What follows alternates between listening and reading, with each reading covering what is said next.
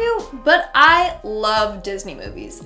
You have catchy fun songs, cute lovable characters, and a feel-good storyline. Seriously, I miss being a kid and watching a Disney movie on VHS every weekend. But now, times have changed. VHS tapes are gone, there's Disney Plus, and Disney is now scarier than ever. Hey everyone, what's up and welcome back to Most Amazing Top 10. I'm your host, Lindsay Ivan, and today I'm bringing you the top 10 scary Disney movie theories. Starting off this countdown, we have Finding Nothing. And by this, I'm referring to the Disney Pixar movie Finding Nemo. Theory goes that Nemo is actually dead. Sadly, he didn't survive the attack at the beginning of the film that killed his mother and siblings. The whole movie is actually about a father trying to come to terms with the death of his wife and kids. As a result, Nemo is a figment of his imagination. Now, all the pals that we see along the way are all trying to help Marlin cope with his grief, whereas Dory is said to be his psychiatrist helping him along his journey to acceptance. In fact, the movie shows the 5 stages of grief. First, we have denial, which we can see by Marlin always babying Nemo and not wanting him to go to school. Then we have anger, which was when he got mad at Nemo for swimming out too far. We got bargaining, which was his entire journey across the ocean. Depression, which was when he almost reached Nemo and then he saw him getting flushed down the toilet. And then finally, acceptance, coming to terms with the loss of him. In fact, Nemo in Latin means nobody or nothing. So the name literally translates to finding nobody.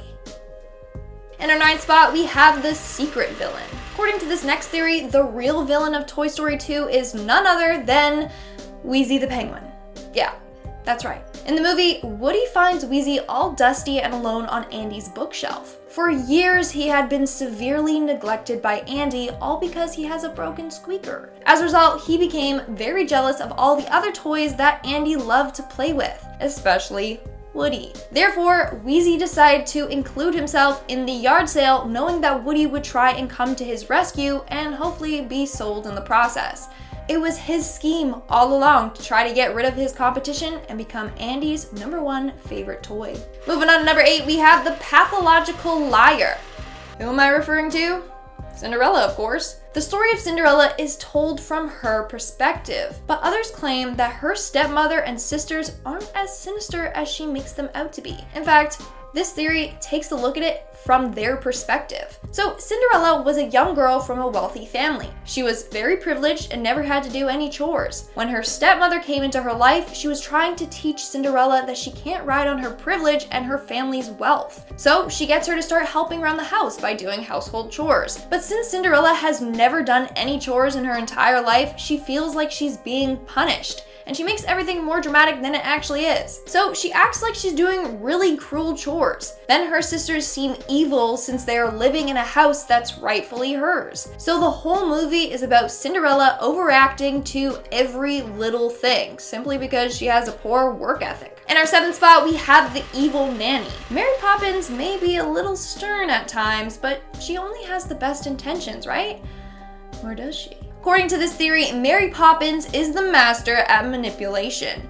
She may seem practically perfect, but in reality, she is a cruel demigod that is trying to gain control of the entire human race. I mean, she definitely has superhuman capabilities, like, hello, her endless bag of stuff, or the fact that she can fly with an umbrella.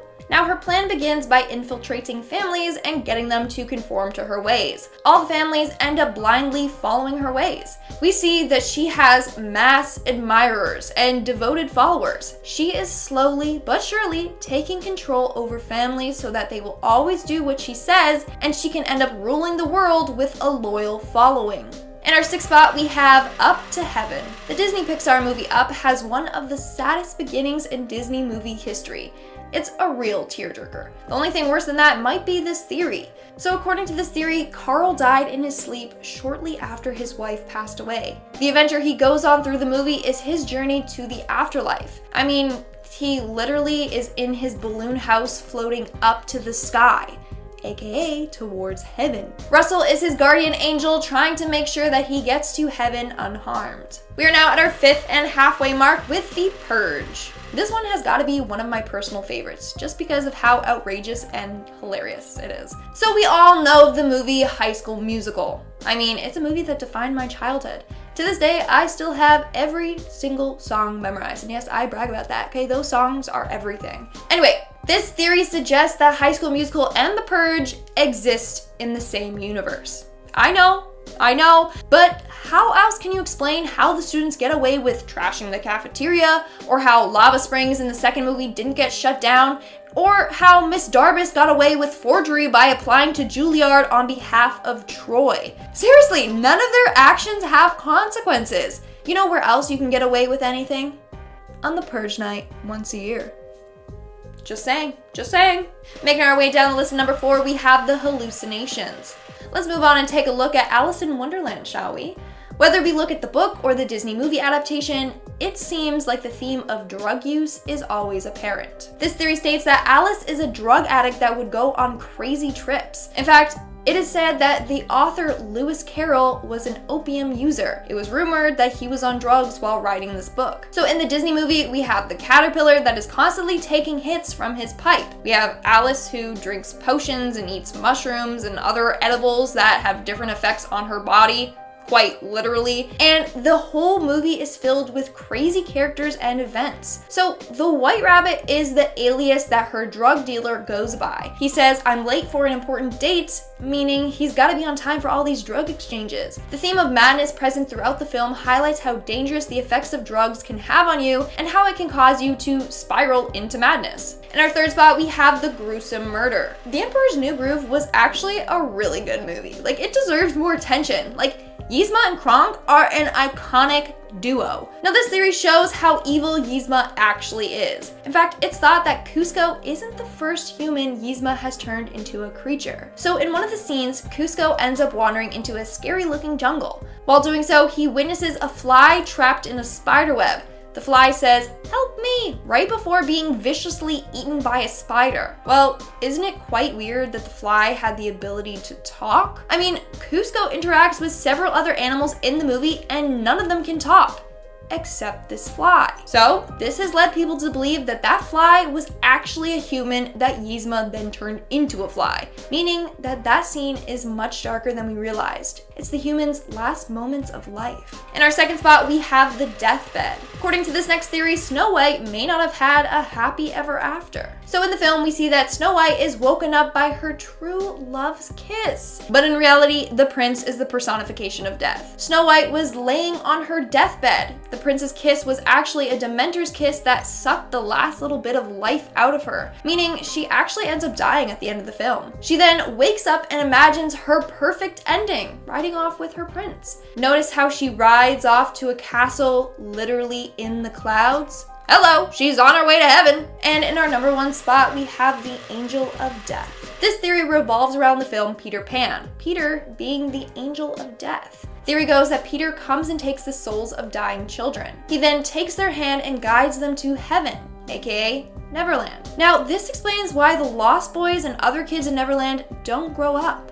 It's because they are already dead, which is pretty sad if you ask me. This also means that Wendy commits a murder-suicide by killing herself and her brothers since they all go to Neverland with Peter. Now, author of Peter Pan, J.M. Barrie, created this land for his brother that passed away at 13. So the theory about Neverland being for dead kids is kind of true. And that's all for today's video. Let me know in the comments below what your favorite Disney movie is. Now let's move on to our comment shout out portion. I'll be shouting out comments from my video, Top 10 Scary Internet Urban Legends Part 6. King of Cheese commented, "Who's ready to get spooky?